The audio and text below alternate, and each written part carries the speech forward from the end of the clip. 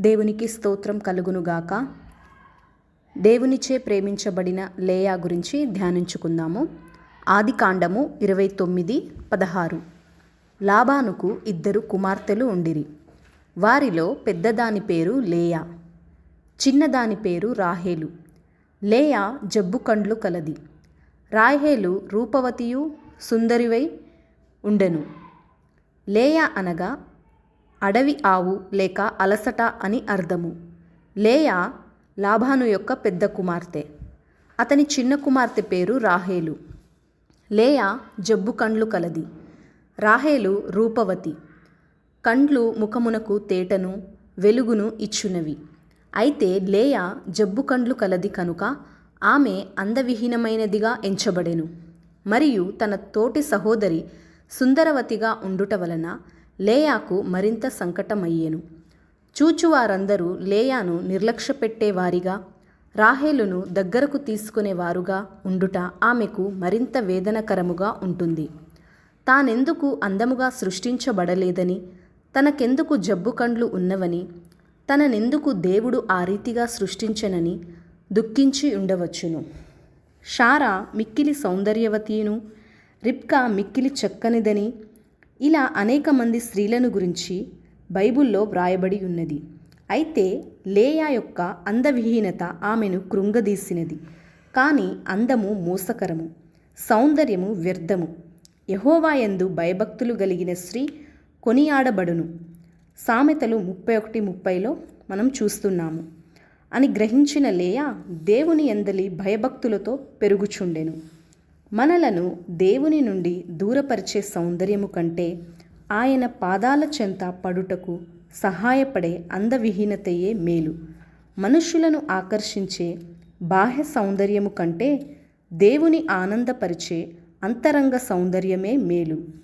అందుకే దేవుడు లేయాను దీవించెను.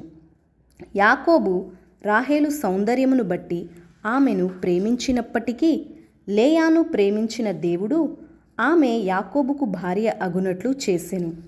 విలువ లేదనుకున్న లేయాను యాకోబు 7 సంవత్సరముల కొలువుతో కొనుక్కోవలసి వచ్చినట్లు అయ్యెను. వారానికి ఇంచుమించు 700 రూపాయల జీతము చొప్పున 2,50,000 రూపాయల వెలతో లేయాను యాకోబు సంపాదించుకునెను. అనగా సౌందర్యవంతురాలైన రాహేలు వెల ఎంతో, జబ్బు కండ్లు గల లేయా వెలను దేవుడు అంతే చేసెను. కనుకనే రాహేలు కొరకు మరి 7 సంవత్సరములు యాకోబు కొలువు చేయవలసి వచ్చెను.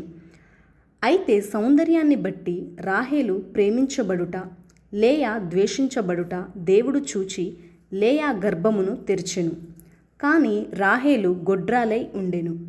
దేవునిచే దీవించబడిన లేయా కుమారుని కని, యెహోవా నా శ్రమను చూచి ఉన్నాడు కనుక నా పెనిమిటి నన్ను ప్రేమించును కదా అని అతనికి రూబేను అని పేరు పెట్టెను.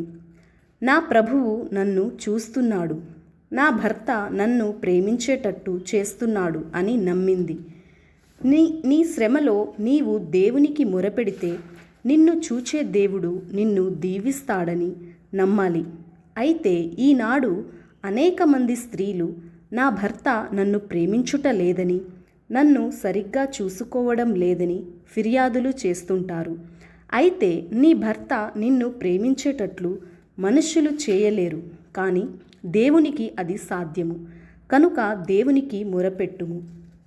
లేయా మరలా గర్భవతి అయి కుమారుని కని, నేను ద్వేషింపబడితినన్న సంగతి యెహోవా విన్నాడు కనుక ఇతనిని నాకు దయచేసెనని అతనికి షిమ్యోను అని పేరు పెట్టెను.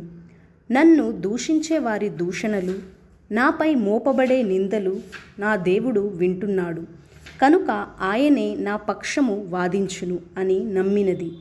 నిన్ను దూషించే వారిని దూషించకుండా ఉండడం ఎంత మేలు, పగ తీర్చుట నా పని అని ప్రభువు అంటున్నాడు. రోమా 12:19లో మనం చూస్తున్నాము.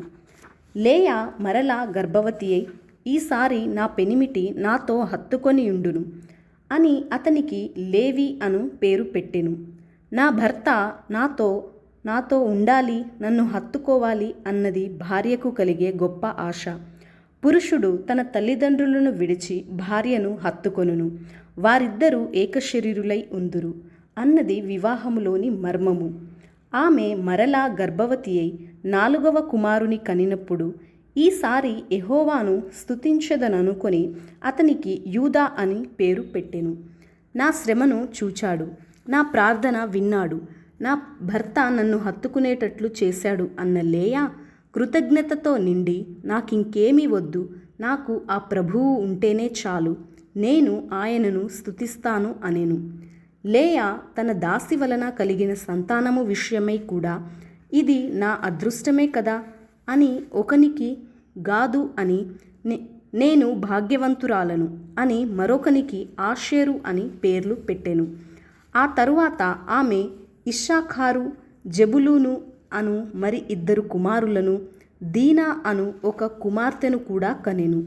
కుమారులు యెహోవా అనుగ్రహించు స్వాస్థ్యము, గర్భఫలము ఆయన ఇచ్చు బహుమానమే అని ఆమె గ్రహించి దేవుని స్తుతించెను. అయితే రాహేలు భర్తచే ప్రేమించబడినప్పటికీ దేవుని దీవెన లేనిదై గొడ్రాలుగా ఉండెను. లేయా తనకంటే సౌందర్యవంతురాలైన రాహేలును చూచి అసూయపడలేదు, కానీ తనను ఆశీర్వదించగల దేవుని యందు ఆనందించెను. ఈ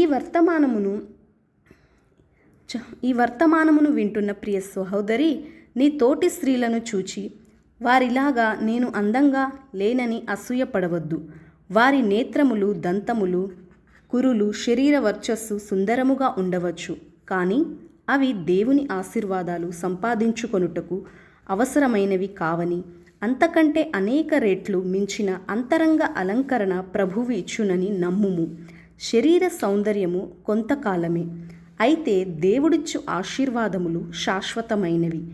దేవునిచే ప్రేమించబడిన లేయా సంతానము దీవించబడెను. లోకరక్షకుడైన యేసయ్య జన్మించడానికి దేవుడు రాహేలు సంతానమైన యోసేపును ఎన్నుకొనలేదు, కానీ లేయా సంతానమైన యూదానే ఎన్నుకొనెను. ప్రకటన 5:5 యూదా గోత్ర సింహము అని మన ప్రభువుకు పేరు. తృణీకరించబడి నిర్లక్ష్యపరచబడిన లేయా దేవునిచే ఎన్నుకొనబడి దీవించబడినది. లేయా ఎప్పుడు తన భర్తతో ఏకీభవించి, దేవుడు నీతో చెప్పినట్లెల్లా చేయుమని చెప్పి, తన తండ్రి ఇంటిని, తన గృహదేవతలను వదిలి నిజదేవుని ఆశ్రయించినది. దీర్ఘకాలము జీవించి మరణించిన తరువాత తన పితరుల యొద్ద పాతిపెట్టబడినది. కనుక మీ బాహ్య సౌందర్యముతో మనుష్యులను మెప్పించాలని కోరక, అంతరంగ సౌందర్యము కలిగి దేవుని దీవెనలు పొందండి. ఈ వాక్యము దేవుడు దీవించునుగాక. ఆమెన్.